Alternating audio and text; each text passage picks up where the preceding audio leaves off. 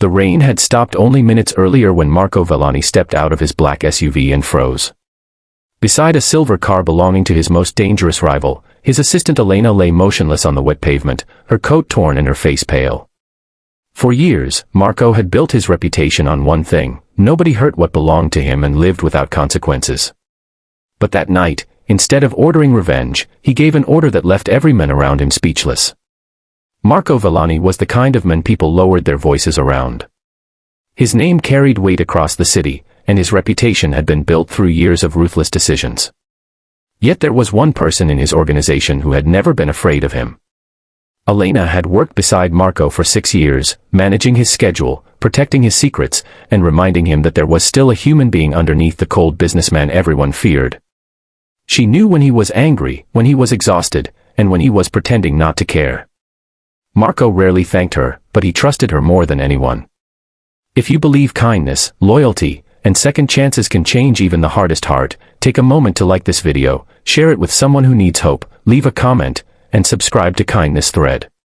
Because sometimes the person everyone fears most is the person who needs one chance to choose differently. That evening, Elena had been sent across town to deliver a folder containing important business documents. She never arrived. Her phone stopped responding, and Marco's security team eventually traced her last known location to an abandoned parking area near one of his rivals' properties. Marco immediately drove there with his men, expecting a trap. Instead, he found Elena. She was conscious but barely responsive, and the sight of her lying beside the rival's car made something inside Marco go painfully still. One of his men immediately suggested calling for their own private medical team and preparing retaliation. Another whispered that the rival had finally crossed a line that could not be forgiven. Everyone waited for Marco's order. They expected him to say the rival's name. They expected revenge. Instead, Marco crouched beside Elena and carefully took her hand. Her eyes opened for a moment, and she tried to speak, but she was too weak. Marco looked at his men and said only one thing: call an ambulance. Nobody touches that car. Nobody follows anyone. Nobody takes revenge tonight. The men stared at him as if they had misunderstood. Marco repeated the order, louder this time. Save her first. Everything else can wait. Within minutes, emergency workers arrived and took Elena to the hospital. Marco followed behind them, leaving the rival's car exactly where it was. His men couldn't understand it. They had seen Marco respond to threats with anger countless times. But this time, he had chosen patience. At the hospital, Marco sat alone beneath harsh white lights while doctors worked behind closed doors. He had negotiated million-dollar deals without blinking, stared down dangerous enemies without fear, and survived situations that should have destroyed him. Yet waiting outside that hospital room felt harder than anything he had ever faced. After nearly an hour, a doctor finally told him that Elena was stable and would recover, although she would need time and rest. Marco closed his eyes. For the first time that night, he allowed himself to breathe. Then the doctor added something unexpected. Whoever brought her here made the right decision. If she had been left there much longer, the outcome could have been very different. Those words stayed with Marco. He walked to the hospital window and looked down at the city. Thousands of lights stretched into the distance, each representing people living ordinary lives, parents going home from work, children waiting for dinner, couples planning tomorrow. Marco suddenly wondered how many lives had been affected by the world he had helped create. For years, he had convinced himself that fear was the only language powerful people understood. But watching Elena fight to recover forced him to question everything. The next morning, Marco's men discovered something strange. The silver car beside Elena had not belonged to the rival's personal security team. It belonged to a driver who had secretly been working for someone inside Marco's own organization. Someone had deliberately left the car there to make Marco believe his rival was responsible. The real betrayal was much closer than anyone expected. Marco could have ordered an immediate search for the traitor. Instead, he told his men to collect evidence and hand everything over to authorities. Again, they were shocked. One of his oldest associates asked why Marco wasn't handling the matter himself.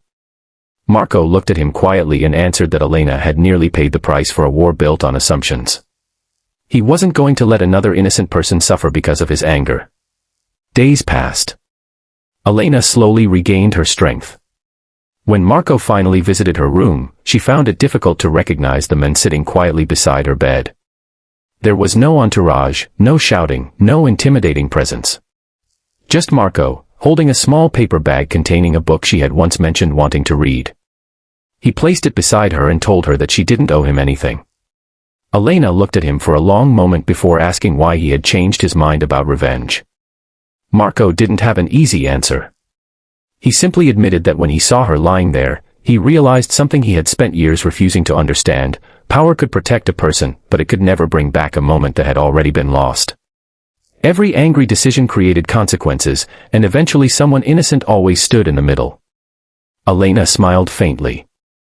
She told him that perhaps he hadn't become a different man overnight. Perhaps he had simply remembered who he had been before fear became his identity. Those words followed Marco for weeks. He began changing the way his organization operated. He removed people who profited from unnecessary violence. He established legitimate businesses for employees who wanted a way out. He quietly paid medical expenses for workers' families and created opportunities for young people who might otherwise be pulled into dangerous circles. His men initially thought the changes would disappear. They didn't. And the strangest part was that Marco's organization became stronger, not weaker.